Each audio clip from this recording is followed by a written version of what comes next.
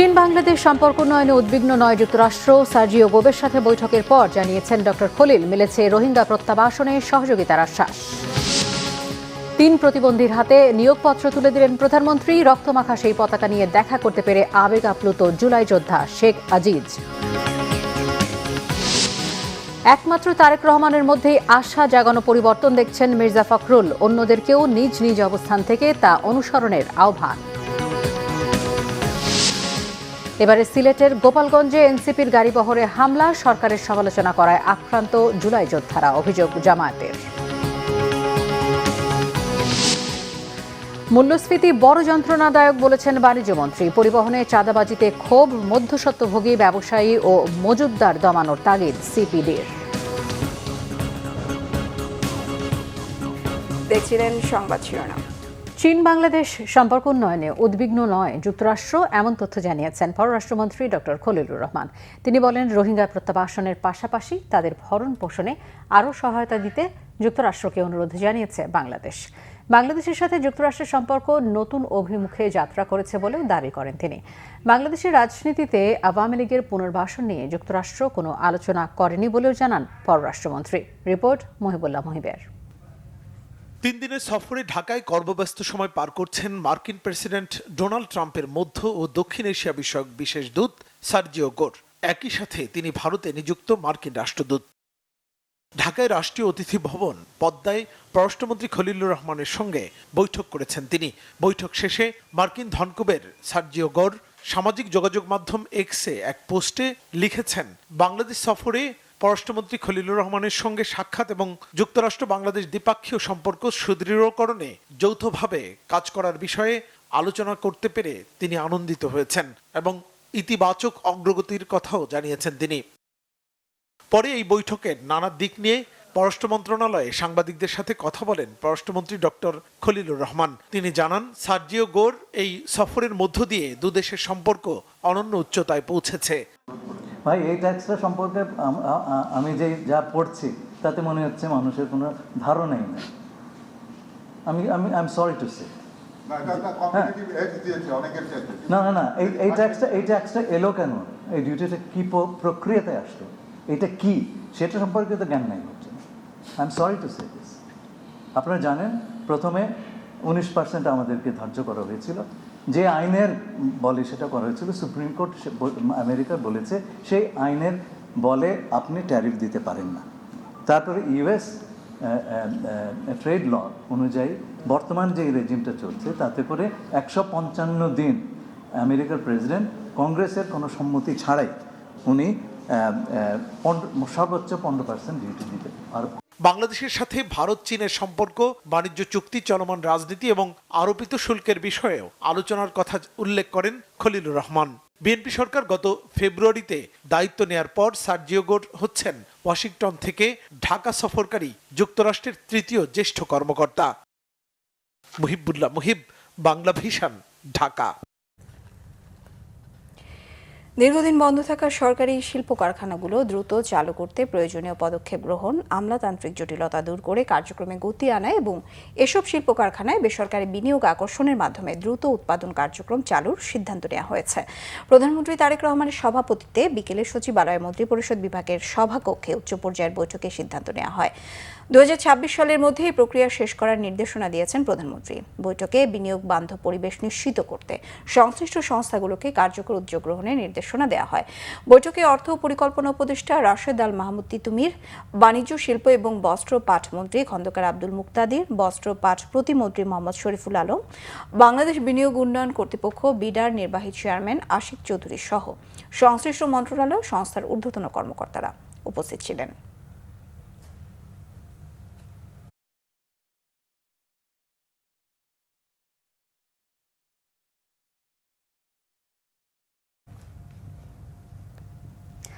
কর্মসংস্থানের মাধ্যমে প্রতিবন্ধী ব্যক্তিদের আত্মনির্ভরশীল করে তোলা এবং সমাজের মূল ধারায় সম্পৃক্ত করার লক্ষ্যে 3 জনের হাতে নিয়োগপত্র তুলে দিলেন প্রধানমন্ত্রী তারেক রহমান। সকালে সচিবালয়ে মন্ত্রিপরিষদ বিভাগের নিজ কার্যালয়ে প্রবেশের সময় তাদের হাতে নিয়োগপত্র তুলে দেন প্রধানমন্ত্রী। নিয়োগপ্রাপ্ত 3 জন হলেন গাইবান্ধার সাঘাটা উপজেলার আয়শা আক্তার, সিরাজগঞ্জের কামারখন্দ উপজেলার নীলা খাতুন এবং নড়াইল সদর উপজেলার মোহাম্মদ হাশমত আলী। প্রধানমন্ত্রীর কাছ থেকে সরাসরি নিয়োগপত্র পেয়ে তারা উচ্ছ্বাস প্রকাশ করেন।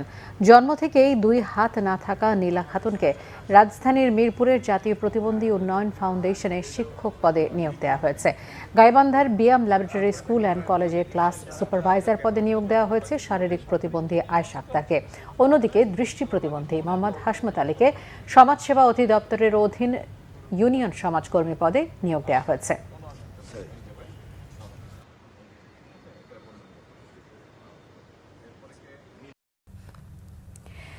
জুলাই আন্দোলনের সময় মাথায় বাঁধা রক্তমাখা পতাকা নিয়ে প্রধানমন্ত্রী তারেক রহমানের সঙ্গে দেখা করেছেন শেখ আজিজুর রহমান। আজ প্রধানমন্ত্রীর সাথে দেখা করেন এই জুলাই যোদ্ধা। এ সময় মাথায় বাঁধা সেই পতাকা প্রধানমন্ত্রীর হাতে তিনি তুলে দেন। জুলাই আন্দোলনের সময় শরীরের বিভিন্ন স্থান সহ মাথায় বুলেটের আঘাত ছিল আজিজুরের। সে সময় রক্তক্ষরণ বন্ধ করতে মাথায় জাতীয় পতাকা তিনি বেঁধেছিলেন। প্রধানমন্ত্রী আজিজুরের আহত হওয়ার ঘটনা জানার পাশাপাশি লেখাপড়া, বর্তমান জীবনযাপন ও চিকিৎসার খোঁজখবর নেন। প্রধানমন্ত্রীর সঙ্গে সাক্ষাৎ শেষে উচ্ছ্বাস প্রকাশ করেন আজিজুর রহমান। বলেন, প্রধানমন্ত্রীর সঙ্গে সরাসরি দেখা করতে পেরে আনন্দিত ও আবেগ আপ্লুত।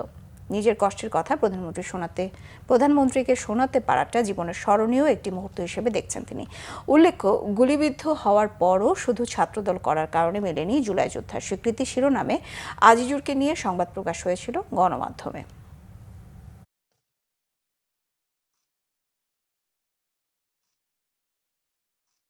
মাননীয় প্রধানমন্ত্রী জনাব তারেক রহমান, আমি ভিতরে ঢোকার মাত্রই যখন আমার নাম ধরে ডাক দিছে, আসলে এই যে অনুভূতিটা, এটা ভাষায় প্রকাশ করার মতো না। যে আমাদের একজন মাননীয় প্রধানমন্ত্রী, আমি ভিতরে ঢোকার মতো আমার নাম ধরে ডাকছে এবং তিনি আমার ভিডিওটি দেখছে। মাননীয় প্রধানমন্ত্রীর কাছে পতাকাটা আমার দেওয়ার একটাই ইচ্ছা ছিল যে আমি ছোট থেকেই আমি বিএনপিকে ভালোবাসি এবং আমি 2018 থেকে ছাত্রদলের সাথে সক্রিয়ভাবে ছিলাম। দেশের প্রতিবন্ধীদের পাশে থাকতে প্রধানমন্ত্রী তারেক রহমানের নির্বাচনী অঙ্গীকার বাস্তবায়ন করছে সরকার।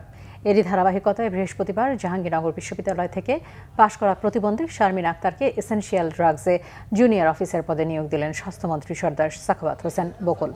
আগামী 2 আগস্ট থেকে কর্মস্থলে যোগ দেবেন তিনি। মন্ত্রী বলেন, সরকার সব প্রতিবন্ধীদের পুনর্বাসন করতে চায়। এর আগে গত সপ্তাহে সাতক্ষীরায় হাসপাতাল পরিদর্শনের সময় প্রতিবন্ধী শারমিন আক্তার স্বাস্থ্যমন্ত্রীর কাছে একটি চাকরির প্রার্থনা করেন।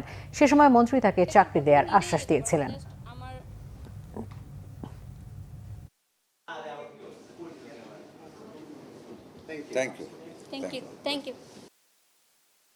দেশের সকল প্রতিবন্ধীদের যার যার যোগ্যতা অনুযায়ী, কাউকে মাসিক ভাতা, কাউকে যোগ্যতা অনুযায়ী চাকুরি, কাউকে চলার জন্য যারা হাঁটতে পারে না তাদেরকে ওই কি বলে না হুইল চেয়ার, বিভিন্নভাবে আমরা সমাজে প্রতিষ্ঠিত করতে চাই ইজ্জতের সাথে। সকল প্রতিবন্ধীদের আমরা পুনর্বাসিত করতে চাই। সেই লক্ষ্যে আমরা যখন যেখান থেকে যে আবদারটা আমাদের কাছে আসে, যথাযোগ্য মর্যাদা দিয়ে এটা আমরা করার চেষ্টা করি। বিএনপি মহাসচিব মির্জা ফখরুল ইসলাম আলমগীর বলেছেন, সরকার পরিচালনায় 4-5 মাস হলেও কোথাও কাঙ্ক্ষিত পরিবর্তন হয়নি। আগের মতো ঘুষ, ফন্দি ফিকির চলছে। একমাত্র প্রধানমন্ত্রী তারেক রহমান আশা জাগাচ্ছেন পরিবর্তনের। এই জন্য সকলকে নিজ নিজ অবস্থান থেকে পরিবর্তনের আহ্বান জানান তিনি। আর তথ্যমন্ত্রী জহিরুদ্দিন স্বপন মুক্তিযুদ্ধের মতো জুলাই চেতনা বিক্রি না করতে হুঁশিয়ারি দিয়েছেন। বিস্তারিত সৈকত সাদিকের প্রতিবেদনে। জুলাই উপলক্ষে চলচ্চিত্র ও প্রকাশন অধিদপ্তর আয়োজিত আলোকচিত্র প্রদর্শনী ও আলোচনা সভায় অংশ নেন স্থানীয় সরকার মন্ত্রী মির্জা ফখরুল ইসলাম আলমগীর, তথ্যমন্ত্রী জহিরুদ্দিন স্বপন ও অন্যান্য গণমাধ্যম ব্যক্তিত্বরা। অনুষ্ঠানে প্রধান অতিথির বক্তব্যে জুলাই শহীদদের আকাঙ্ক্ষা বাস্তবায়নে সমাজ ও মন মানসিকতা পরিবর্তনে জোর দেন মির্জা ফখরুল ইসলাম আলমগীর। পরিবর্তনের জন্য প্রধানমন্ত্রী তারেক রহমানের ভূমিকাও তুলে ধরেন তিনি। এখন আমরা যদি এই মূল্য দেওয়াটাকে ধারণ করতে না পারি, সেটাকে সামনে রেখে যদি আমরা আপনার পরিবর্তনের চেষ্টা না করতে পারি, তাহলে তো আপনার এই মায়ের এই অশ্রুধারা, বেড়ে রক্তস্রোত এমনি এমনি হারিয়ে যাবে। কথাগুলো বলছি অনেক কষ্টে। আমার এই 4-5 মাসের মন্ত্রিত্বের অভিজ্ঞতা আপনার একটু বলা দরকার আমার। আমি দেখছি যে কিছুই বদলায়নি। একইভাবে আপনার যারা ঘুষ খেত তারা ঘুষ খাওয়ার ফন্দি বিক্রি করছে, একইভাবে যারা আটকে দিত ভালো একটা কাজকে আটকে দিচ্ছে, একইভাবে ওই যে আমি বললাম যে আপনার ভোট পাল্টে দিয়ে চলে আসছে। এখন আপনার দেহায় বিকাম হরিয়ার দিন দা পো, ওরাই এখন অনেক বেশি আপনার জুলাই যোদ্ধা হয়ে গেছে। তথ্যমন্ত্রী জহিরুদ্দিন স্বপন বলেন, স্বাধীনতা যুদ্ধই জুলাই আন্দোলনের উৎস। ভবিষ্যতে বাংলাদেশের রাজনীতিতে এই কথা স্মরণ রাখতে হবে। আজ আমরা জুলাই এই শহীদকে স্মরণ করার সময় আমাদেরকে খুব স্পষ্টভাবে বুঝতে হবে, স্বাধীনতা যুদ্ধের পরে যুদ্ধের চেতনাকে প্রতিষ্ঠিত করার বদলে যারা যুদ্ধের প্রকল্পকে ব্যবসার প্রকল্প হিসাবে ব্যবহার করেছিলেন, আমরা জুলাইকে নিয়ে যেন তেমনি কোনো একটি লাভজনক প্রকল্পের কোনো উদ্যোক্তাকে দেখতে না পাই। পরিষ্কার থাকতে হবে, স্বাধীনতা যুদ্ধের অনির্বাণ চেতনাই জুলাইয়ের চেতনার মধ্যে এখন নিহিত এবং ভবিষ্যতেও বাংলাদেশের রাজনৈতিক প্রক্রিয়াকে একথা স্মরণ রাখতে হবে।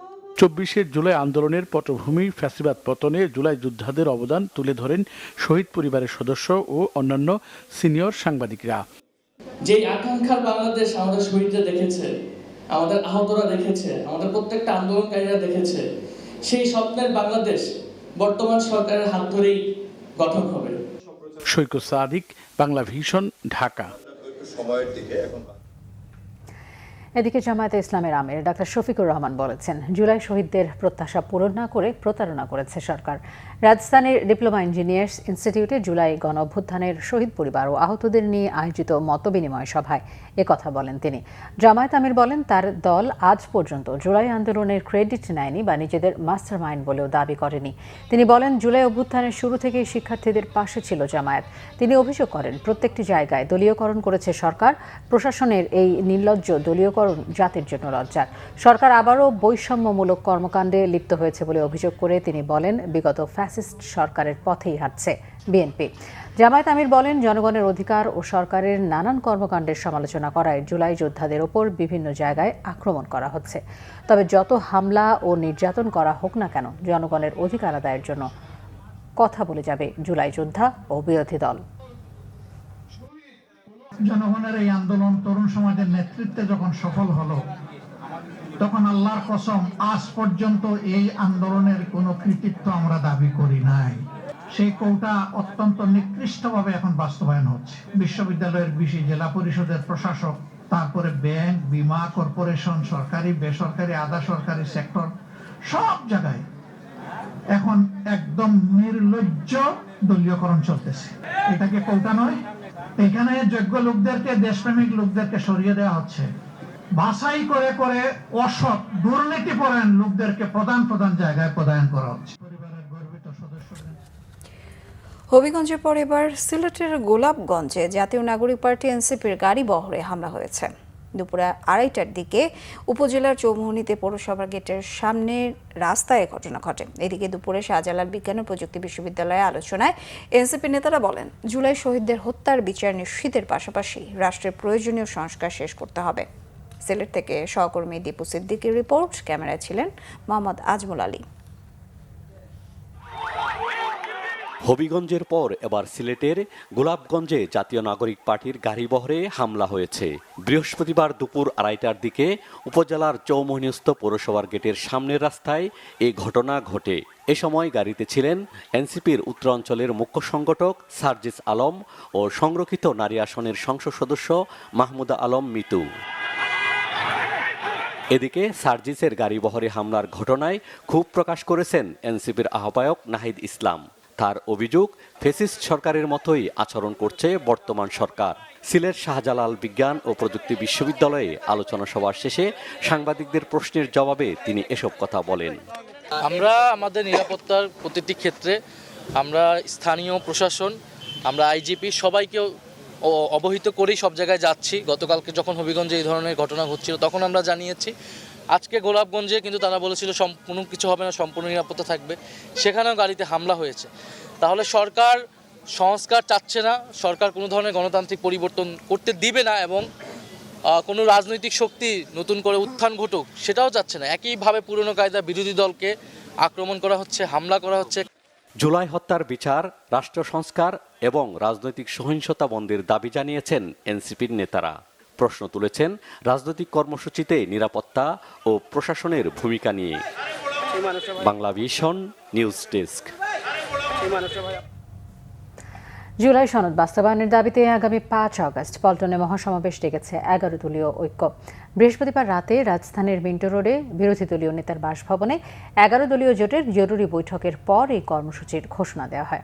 এ সময় 11 দলীয় ঐক্যের মুখপাত্র ও জামায়াতের সহকারী সেক্রেটারি জেনারেল হামিদুর রহমান আজাদ বলেন, সংবিধান সংশোধনের কথা বলে জাতিকে বোকা বানিয়ে জুলাই সনদের চেতনাকে ব্যাহত করা হচ্ছে।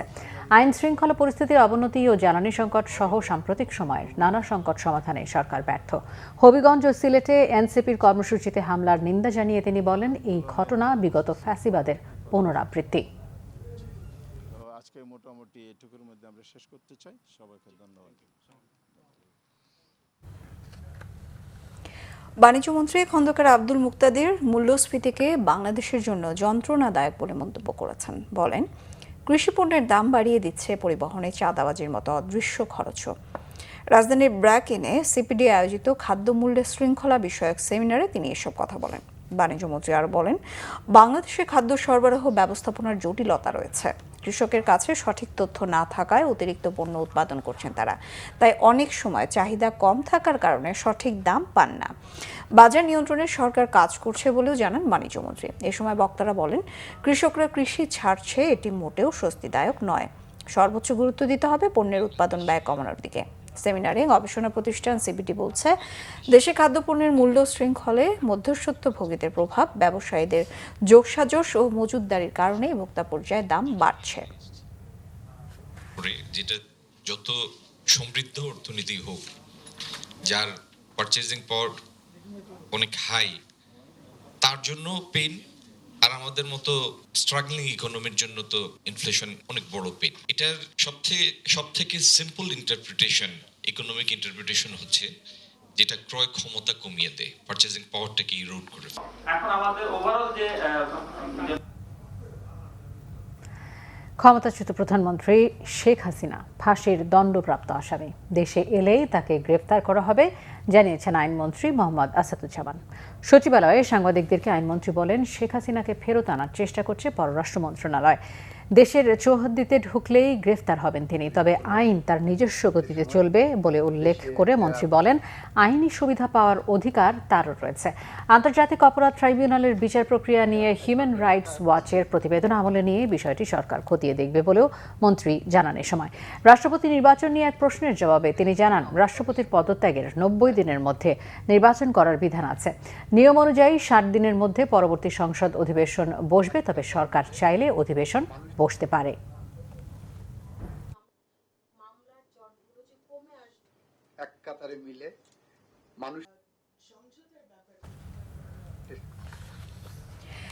এক মাস পেছলেও প্রাইম মিনিস্টার্স গোল্ড কাপ জাতীয় ফুটবল প্রতিযোগিতা 2026। চট্টগ্রাম প্রেস ক্লাবে এক সংবাদ সম্মেলনে তথ্য জানান শিক্ষামন্ত্রী ডক্টর আ.ন.ম এহসানুল হক মিলন। শিক্ষামন্ত্রী আরও জানান, দেশব্যাপী 1,60,00,000 শিক্ষার্থী এ প্রতিযোগিতায় অংশ নেবে।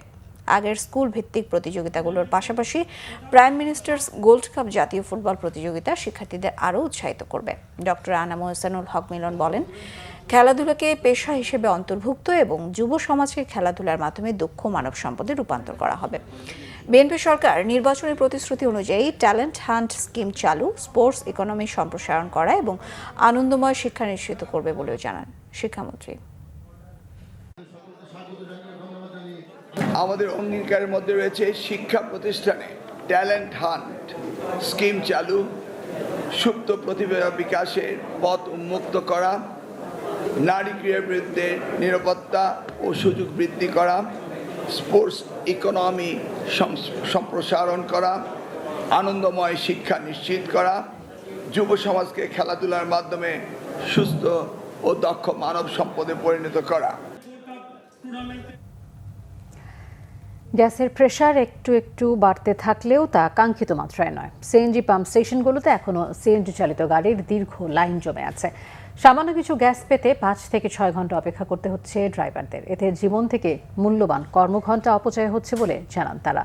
আগের চেয়ে বৃহস্পতিবার গ্যাসের চাপ কিছুটা বেড়েছে বলে জানান স্টেশনের কর্মকর্তারা, তবে বেশিরভাগ স্টেশন এখনও বন্ধ। এর আগে কক্সবাজারের মহেশখালীতে একটি ভাসমান এলএনজি টার্মিনালে দুর্ঘটনায় বেশ কিছুদিন বন্ধ রয়েছে ওই টার্মিনাল থেকে গ্যাস সরবরাহ।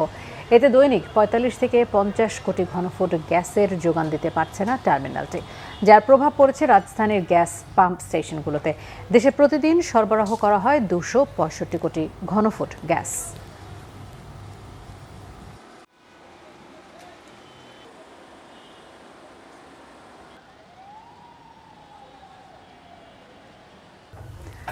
পাঁচ হাজার নয়, আরব আমিরাত থেকে 626 জনের ভিসা অটো ক্যান্সেল হয়েছে বলে জানিয়েছেন পররাষ্ট্র প্রতিমন্ত্রী শামা ওবায়েদ। এদের মধ্যে 417 জনের ভিসা রিভিউয়ের জন্য পাঠানো হয়েছে বলে জানান তিনি। পররাষ্ট্র মন্ত্রণালয়ে আন্তঃমন্ত্রণালয় বৈঠক শেষে কথা বলেন শামা ওবায়েদ। তিনি বলেন, শুধু বাংলাদেশের নাগরিকদের ভিসা ক্যান্সেল করেনি আরব আমিরাত, এর সাথে ভারত, নেপাল, পাকিস্তান, শ্রীলঙ্কা সহ অন্যান্য দেশের প্রবাসীদের অটো ভিসা ক্যান্সেল করেছে দেশটি। আইন বহির্ভূত কাজ সহ নানা কারণে এসব ভিসা ক্যান্সেল হয়েছে বলে দাবি পররাষ্ট্র প্রতিমন্ত্রীর। এদিকে ভিসা ক্যান্সেল হওয়ায় প্রবাসীদের সহায়তায় প্রবাসী কল্যাণ মন্ত্রণালয়ে হটলাইন চালু করা হবে বলে জানিয়েছেন প্রবাসী কল্যাণ প্রতিমন্ত্রী নুরুল হক নূর। ভিসার জন্য ফেক ডকুমেন্ট না দেওয়ার আহ্বান জানান দুই প্রতিমন্ত্রী।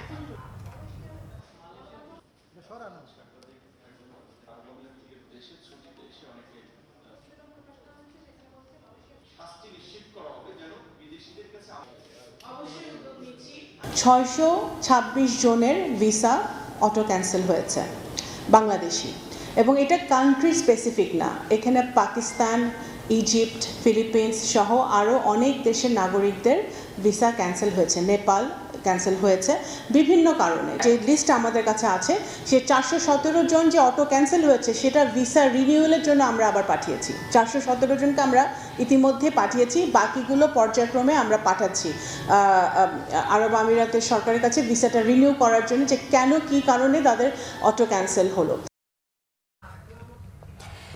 জাতীয় পর্যায়ে 3 দিন ব্যাপী হজ ও উমরা মেলার শুরু হয়েছে রাজধানীতে। আগারগাঁওয়ে বাংলাদেশ চীন মৈত্রী সম্মেলন কেন্দ্রে 3 দিন ব্যাপী মেলার উদ্বোধন করেন বেসামরিক বিমান পরিবহন ও পর্যটন প্রতিমন্ত্রী এম রশিদুজ্জামান মিল্লাত। মেলা চলবে আগামী 1 আগস্ট পর্যন্ত। এবারের হজ ও উমরা মেলায় মোট 163টি স্টল স্থান পেয়েছে, যেখানে বিভিন্ন হজ এজেন্সি ও সংশ্লিষ্ট প্রতিষ্ঠান থেকে তাদের সেবা ও তথ্য উপস্থাপন করছে। উদ্বোধনী অনুষ্ঠানে বেসামরিক বিমান পরিবহন ও পর্যটন প্রতিমন্ত্রী এম রশিদুজ্জামান মিল্লাত বলেছেন, হজযাত্রীদের সঙ্গে কোনো ধরনের প্রতারণা বা দুর্নীতিকে সরকার কোনোভাবেই বরদাস্ত করবে না। এ ধরনের অভিযোগ পাওয়া মাত্রই সংশ্লিষ্টদের বিরুদ্ধে কঠোর ব্যবস্থা নেওয়া হবে বলে হুঁশিয়ারি দেন। আরও জানান, 2027 সালের হজযাত্রাকে আরও সাশ্রয়ী ও স্বস্তিদায়ক করতে সরকার কাজ করছে। হজ সম্বন্ধে আমাদের বাংলাদেশ থেকে আগস্টের শেষ সপ্তাহে নতুন কর্মী মালয়েশিয়ায় যেতে শুরু করবে বলে জানিয়েছেন প্রধানমন্ত্রীর উপদেষ্টা ও তার কার্যালয়ের মুখপাত্র মাহাদি আমিন। বৃহস্পতিবার মালয়েশিয়ার কুয়ালালামপুরে বাংলাদেশ হাইকমিশনে আয়োজিত এক সংবাদ সম্মেলনে তিনি এই তথ্য দেন। মাহাদি আমিন বলেন, সরকারি প্রতিষ্ঠান Bangladesh overseas employment and services limited বোয়েসেলের মাধ্যমে স্বল্প খরচে কর্মী পাঠানোর কার্যক্রম শুরু হবে। মালয়েশিয়ার এই শ্রমবাজার শহীদ প্রেসিডেন্ট জিয়াউর রহমানের হাত ধরে শুরু হয়েছিল। স্বাভাবিকভাবেই নির্বাচিত বিএনপি সরকারের এর সাথে রয়েছে একটি গভীর আবেগ এবং আকাঙ্ক্ষার সম্পর্ক। আপনারা জানেন যে মালয়েশিয়ার অতি গুরুত্বপূর্ণ এই শ্রমবাজার বিগত বেশ কয়েক বছর ধরে বন্ধ রয়েছে, যেটি ফ্যাসিবাদের সময় বিভিন্ন অনৈতিক কর্মকাণ্ড ইররেগুলারিটিস ছিল, তার কারণে বন্ধ হয়ে গেছে।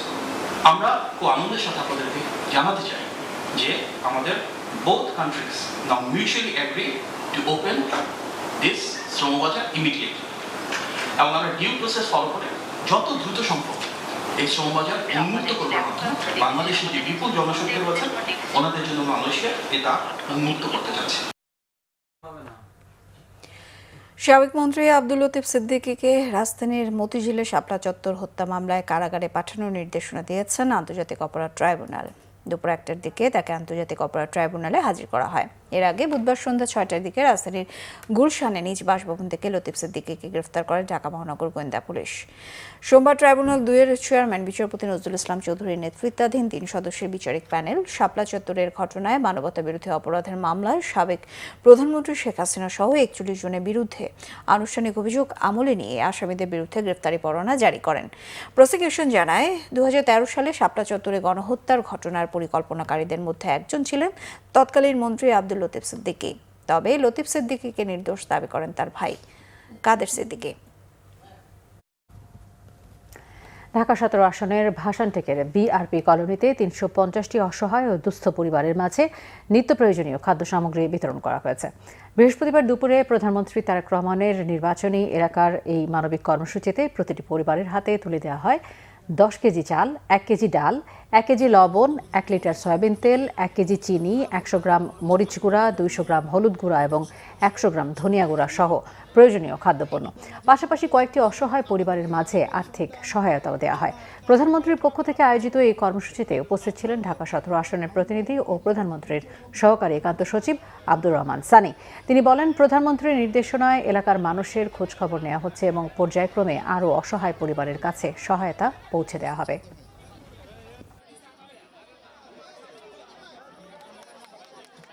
অত্র এলাকার যে পানির যে জলাবদ্ধতার জন্য নিরসনের জন্য আমরা অলরেডি আমাদের একটা প্রকল্প পাস হয়ে গিয়েছে যে আপনাদের যে এখানে যে লেকটা আছে এই লেকটা পরিষ্কার পরিচ্ছন্ন করা এবং পানিটা যাতে বের হয়ে যেতে পারে। আশা করি এই প্রবলেমটা খুব দ্রুত এই সমস্যার সমাধান হয়ে যাবে। রংপুর নগরীতে বাড়ি নির্মাণের নকশা অনুমোদনে চরম ভোগান্তিতে সেবা প্রার্থীরা। প্রায় 2.5 বছর ধরে 2,500-এরও বেশি নকশার আবেদন ফাইলবন্দি থাকায় আটকে আছে নতুন ভবন নির্মাণের কাজ। সিটি কর্পোরেশন ও নগর উন্নয়ন কর্তৃপক্ষ বলছে ভিন্ন ভিন্ন কথা, দিচ্ছে নানা অজুহাত। শাহনওয়াজ জনের ক্যামেরায় রংপুর থেকে জুয়েল আহমেদের রিপোর্ট। কোথাও বাউন্ডারি, কোথাও বা শুধু ওয়াল তৈরিতে থমকে গেছে নগরবাসীর স্বপ্নের বাড়ি নির্মাণ কাজ। আবেদনকারীদের অভিযোগ, সব শর্ত পূরণ করেও মিলছে না অনুমোদন। এতে সময় ও অর্থ দুদিকেই ক্ষতির মুখে তারা। নিয়ম মেনে, সরকারের আইন মেনে সমস্ত পে অর্ডার দিয়ে সরকারে ফি জমা দিয়ে তারা অনুমোদনের অপেক্ষায় ছিল যে কবে অনুমোদন পাবো। আজ 2 বছর হয়ে গেল, এখন পর্যন্ত সে মানুষগুলো অনুমোদন পায়নি। সবার ক্ষতি হচ্ছে। আমরা যারা ডেভেলপার ব্যবসায়ী তারা আমরা আগে যে প্ল্যান পাস করছিলাম সেই কাজগুলো আমরা শুরু করতে পারছি, সেলসে যেতে পারছি, কিন্তু আমরা এই আড়াই বছরে যে সমস্ত প্রজেক্টটা ধরছি এটা আমরা একটাও না ওয়ার্কে যেতে পারছি না আমরা সেলসে যেতে পারছি। যত তাড়াতাড়ি সম্ভব এই রংপুর উন্নয়ন কর্তৃপক্ষকে সচল করে আমাদের যে প্ল্যান পাসগুলো দীর্ঘদিন থেকে আপনার জটলার কারণে আটকায় আছে, এই জট খুলে আপনার প্ল্যান পাসগুলো দিবে। এখানে জনবল দেয়া হোক এবং রংপুরের মানুষের ভোগান্তি দূর হোক, অতি সত্বর জন্য এই ব্যবস্থাটা আমাদের গ্রহণ করা হয়। সিটি কর্পোরেশনের দাবি, আবেদন যাচাই বাছাই এবং রংপুর উন্নয়ন কর্তৃপক্ষ গঠন প্রক্রিয়ায় জটিলতার কারণে অনুমোদন দেরি হয়েছে। যে অ্যাপ্লিকেশনগুলো জমা পড়ে আছে সেই অ্যাপ্লিকেশনগুলো আমরা নিষ্পত্তি করতে পারছি না বা প্ল্যানের অনুমোদন দিতে পারছি না। প্ল্যানগুলো, নকশাগুলো অনুমোদন না হওয়াতে নাগরিকদের যে দুর্ভোগ হচ্ছে সেই বিষয়টা ওনারা বিবেচনা করে খুব দ্রুততার সাথে এটি সম্পন্ন করবেন। যদি ওনাদের কোনো কারণে সময় লাগে সেটি যদি ওনারা আমাদেরকে বলেন সেই ক্ষেত্রে আমরাও দিতে পারি। নগর উন্নয়ন কর্তৃপক্ষ দিচ্ছে জনবল সংকটের অজুহাত। নগরবাসীর সহযোগিতা পেলে দ্রুত নকশা অনুমোদন সহ উন্নয়ন কার্যক্রম স্বাভাবিক করার আশ্বাস তাদের।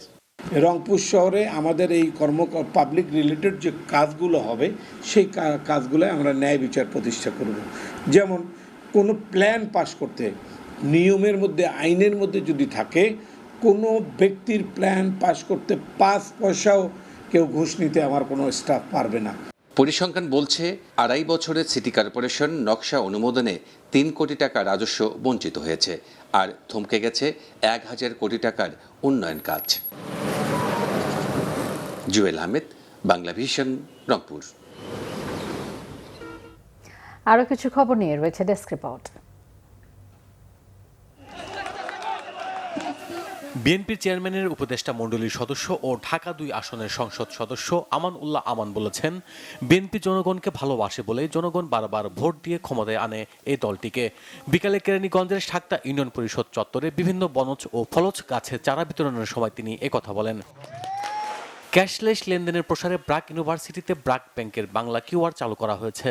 এতে প্রধান অতিথি ছিলেন বাংলাদেশ ব্যাংকের গভর্নর মোহাম্মদ মুস্তাকুর রহমান। উপস্থিত ছিলেন ইউনিভার্সিটির vice chancellor professor doctor Syed Farat Anwar, Bangladesh ব্যাংকের পেমেন্ট ডিপার্টমেন্ট 1 এর director ANM Mainul Kabir, payment systems department 2 এর ডিরেক্টর মোহাম্মদ শরাফত উল্লাহ খান এবং ব্র্যাক ব্যাংকের ম্যানেজিং ডিরেক্টর তারেক রেফাত উল্লাহ খান সহ অন্যরা।